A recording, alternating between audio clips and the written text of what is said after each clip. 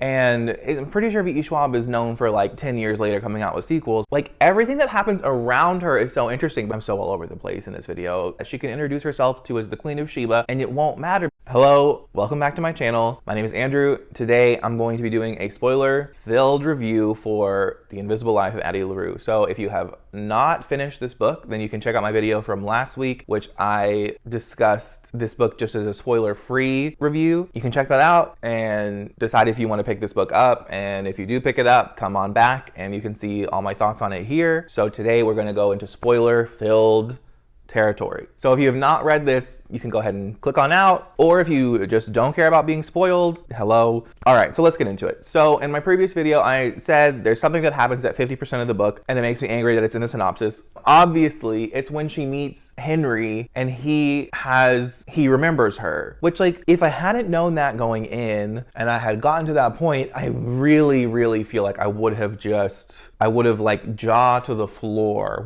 That's what would have happened if I hadn't known in the synopsis that that's what's going to happen. And it's not even that I read the synopsis, because it's all over the internet. Like, people discuss this book all over the internet and they always talk about it. They're like, she makes this deal and then no one remembers her, and then someone remembers her like 300 years later. And it's like, but there are so many. This is it's like a quiet book, but at the same time, I do feel like a lot of things are happening, and I don't know. I'm just going to tell you what my favorite part of this book was, because I do have a favorite part of the book, and well, a couple favorite parts. So every time we are in Henry's perspective, and there's these discussions of wanting to be good enough and wanting to be enough for people, and how he wants that in his life, or he wants people to just fall for him, and then he gets it. But then there's that entire, like, it's almost like a poem the way she wrote it, like, and it just hit me on a level like nothing else I've read this year. Like, it was just so beautifully poetic. I want to read it to you, because if you're here, you've read the book. In fact, I'm gonna try to find it,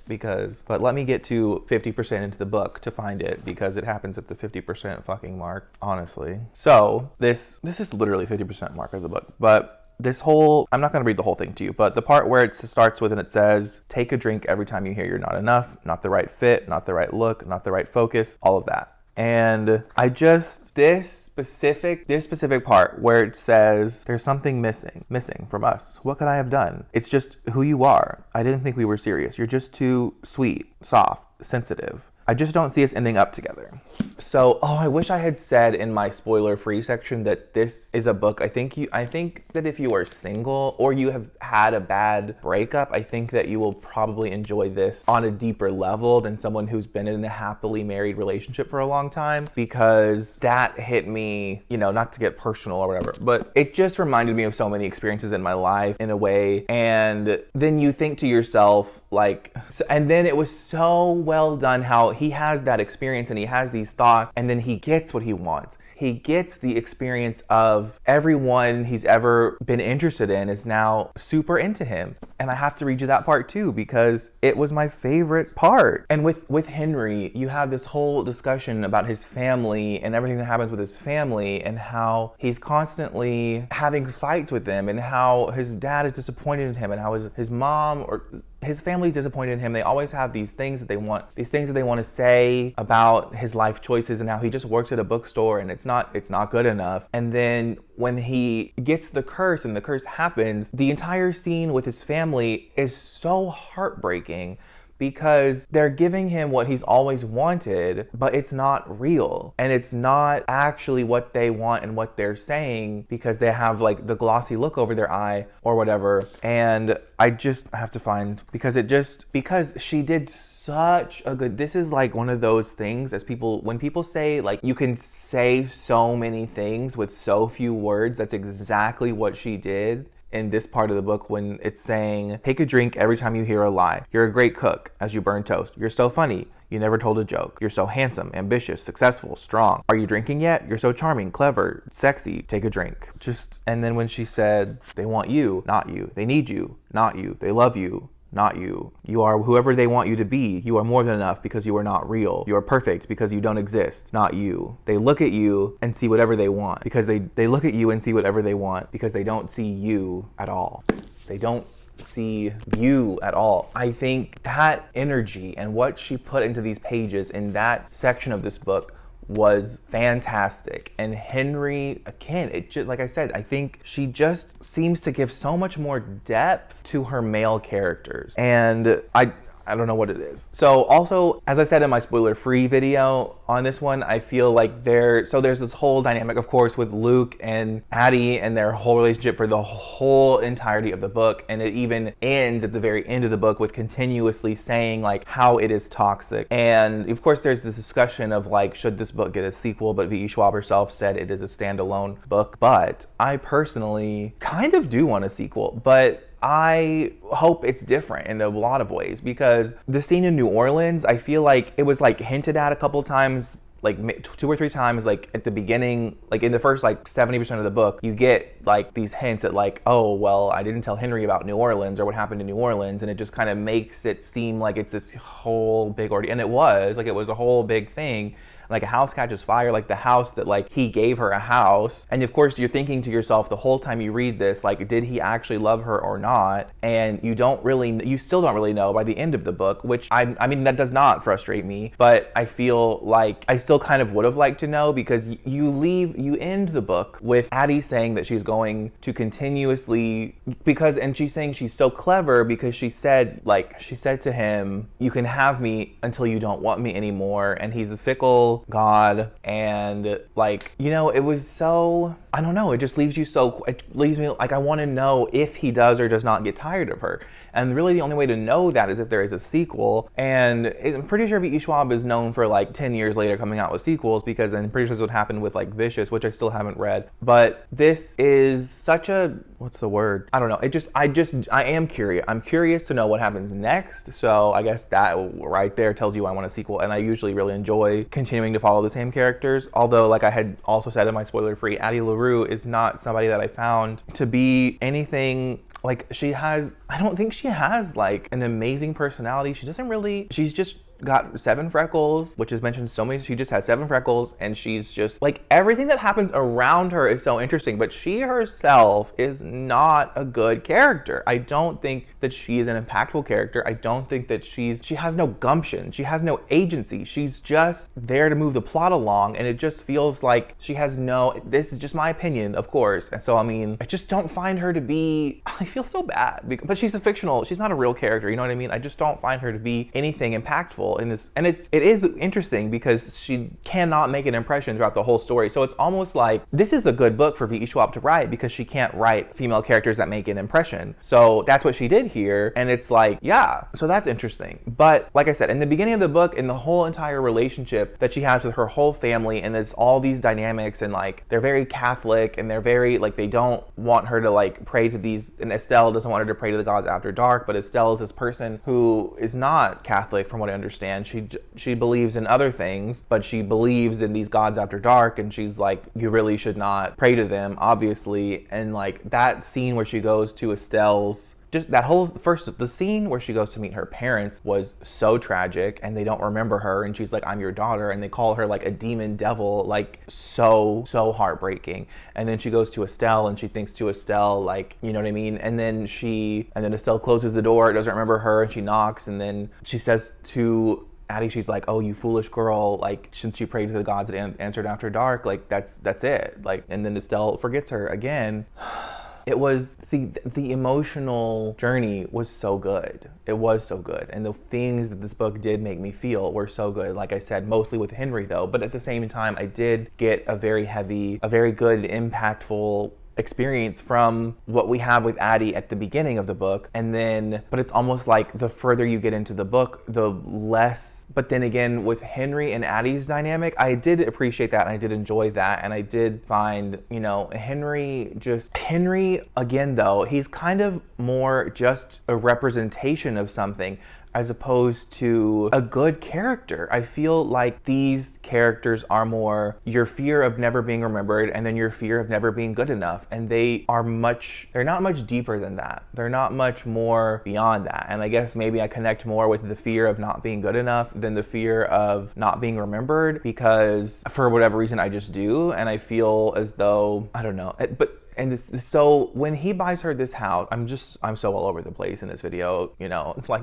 my thoughts are not linear. When she goes to New Orleans and he buys her that house, the entire dynamic and the whole situation where she says, like, it's just written in the book as though I don't remember who threw this, or I don't remember what happened, and then the house is suddenly on fire. When what could have happened and what could have been written is dialogue that shows extreme toxicity in a way that you just can't look away, and they could have said more things to hurt each other. Like, all of these characters, even Luke, like the devil himself, was just an archetype. Like, he was just a representation of something. And it was more, I didn't feel like any of these characters were like, they had no soul. I mean, I guess they don't have a soul because they sold it to the darkness, but they just have no gumption. They don't have no, you know what I mean? And you would think that someone who lived as long as Addie LaRue does and all the experience that she has, she would leave some sort of impact. Like, even though she can't leave an impact on other people in this story, you would think as the reader, you would have some sort of connection with her because because you get to know her, even though she can't introduce herself to other people and she's instantly forgotten. Like, there should be some sort of way to still make your character have more depth to them and not just be a representation of something. I feel like the more I'm reviewing this book, the more critical I'm being, but it's hard because I did really enjoy this book because of the themes and the messages and the experience, and I also did enjoy like the plot of it overall, but I do have a lot of critiques. Like, it's definitely not a 5-star book. It's definitely not, I don't even know if I'll ever reread this book. Oh, I also want to touch on how I had in my spoiler-free video said that there's the critique that she doesn't go to other countries like besides Europe and America, but from what I remember in this book, every time that she's like going to a different country, it's always because Luke puts her there. So it's not every time, but most of the time these are countries that she's going to because, like, when she's escaping from prison or when she lands in the darkness with Luke and they're going to somewhere else, like, or he takes her, it's always him that takes her somewhere else. So you can't really say that Addie LaRue herself never made a maybe she would have never left France if it hadn't been for Luke himself taking her somewhere else. Like, I don't know, because I just feel like most of the time, I'm pretty sure when she came to New York, she did that on her own, and she had to feign sickness. And there was, again, see, this is an example because she's having a conversation with Henry about the history and how she came to New York and what happened when she came to New York and how she was on the boat and she had to pretend to be sick. I would have loved to just see more. I feel like those things and her being the spy in the war, like, more to the story would have given her character so much more depth, and you could have had her interact with all these people. But I guess because she's forgotten so quickly, maybe that's why you could argue that you can't develop these relationships with her and other people, because she is so focused on herself because everyone forgets her. And which, you know, that reminds me of the whole conversation she's having with Henry. Okay, no, one thing I really did enjoy was when she's thinking to herself about how she wants to speak to Henry and how normally she just says something and it's automatically forgotten by the person. So it's almost like it's just a throwaway comment. Like, everything that she says is just forgotten. So it doesn't matter what she says. She can introduce herself to as the Queen of Sheba and it won't matter because as soon as you turn away, you're going to forget her. But then she says, and she has these thoughts of like, with Henry, it matters. With Henry, all of my words have weight. And it was, you know, and this is kind of a self-reflective book because then I think to myself, like, okay, all of my words also have weight because people don't forget me. I have to think about what I say, and I should be thoughtful of what I say, and I should recognize the impact of my words on people because these are things that, you know, and it makes me glad to know that people actually like me for me, and it makes me glad to know that people that people remember me and that I won't be forgotten. You know what I mean? I think that the way she wrote the experiences and when she tried to write in the notebook and she couldn't write in the note, she literally could not make any impact on the world. And I'm saying my biggest critique of this is that Addie was such an empty character, but it's almost like that's the point of the story, is because she can't make an impact. So it's kind of like I'm critiquing it and also realizing at the same time that, like, maybe that's how it should have been written, because she didn't leave she didn't leave exactly a huge impact on me, and I feel like we could have seen more in all of these situations. So I feel like I almost, it's hard to say, did I enjoy the first half of this book more or the second half of this book more? And I want to say, this is going to make no sense from what I said, but I almost want to say I enjoyed the first half of this book more because I feel like that first half of the book is when we are really experiencing like the emotional trauma of Addie not being remembered. And I almost wish that the second half of the book is where more of the critiques come in, because then you shift focus and you focus more on Henry, but because you're now focusing on Henry and Addie, you don't get enough time to develop like deeper feelings for them, or more like you don't get as much connection to them because it's almost like because I don't know, but it's, like I said, like it's Henry is just a representation of you not being good enough, and how I think every person can relate to that, like not feeling good enough at some point in their life, whether that's now or in the past or maybe in the future. But I think that I guess that's where it kind of fell apart for me, is in the second half, because I did still enjoy Henry and I did really like Henry, but I found his deal and his experience and the whole situation was a bit underdeveloped, I guess, because you're now trying to focus on him while also telling Addie's story, but Addie's story is kind of suffering because of it, because Addie isn't giving you as much detail as there could be about all of her life experiences, because even though she can't make an impression, she's been in the world for 300 years. So, you know what I mean? Like, she should have a bigger personality living for 300 years. Like, I just don't understand how she can't. I keep saying, like, wish she had a bigger impact. And it's so ironic. But I did really appreciate, you know, the whole words having weight conversation. And I did really appreciate, I want to kind of talk a little bit about B, and how when, you know, she's talking to Henry and he's having this whole conversation with everybody about like, they don't see him the same way that they used to anymore. And she says like to him, like, you're still my best friend, which is just, again, though, I feel like it's not explored enough. I feel like we could have dived more into like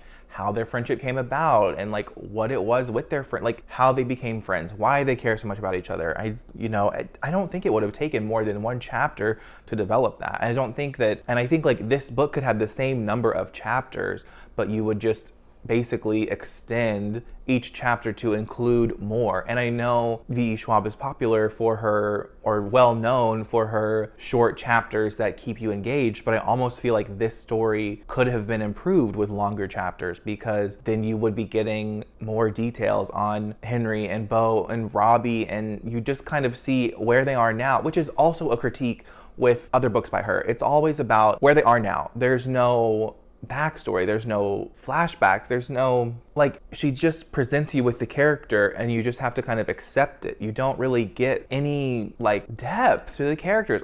I think that's V.E. Schwab's biggest writing flaw. I think if you are a character driven reader, that this might be difficult for you, and I wouldn't even consider myself a character driven reader. I think I might be kind of transitioning to that, if you will, because I'm starting to enjoy, I think what makes a story so rereadable is like memorable characters and people that you just want to see experience what they experienced again. And I don't really feel as though I want to like revisit Addie's story, because I don't feel any type of deep connection with any of these characters other than what they represent. I connect with what they felt and what they experienced, but I don't feel like they themselves are, like, they just felt like archetypes. But I feel like I'm being so critical here, because I gave this book 4 stars, and like the more I'm talking about it, the more it sounds like maybe a 3-star, if that, because it sounds so generous. But I did genuinely enjoy so many of the messages and the themes, and the way this story is written it is very well written. So don't get me wrong, like I think the writing is the strongest part of this book. So if the way things are written is so important to you, then I definitely think you will enjoy this. Also, I feel like we could have easily explored more into Shakespeare making a deal, Beethoven making a deal, and also it's not really explained if you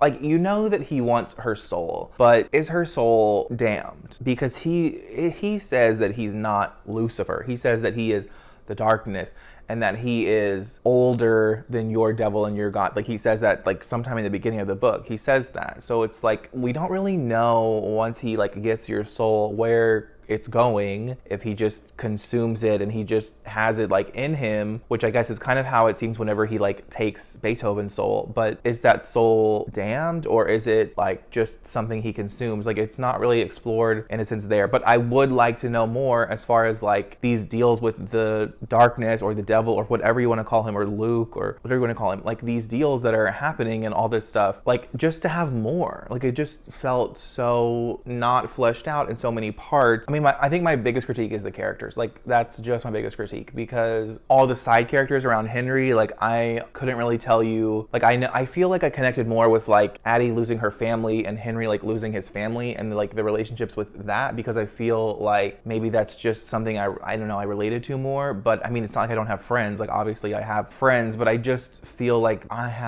I don't know. I feel like I have friends that have bigger personalities. I don't know. Like, I think I've said everything I want to say at this point. I've been recording for 30 minutes, so I hope it cut it down. But I think that's all we're going to get into here.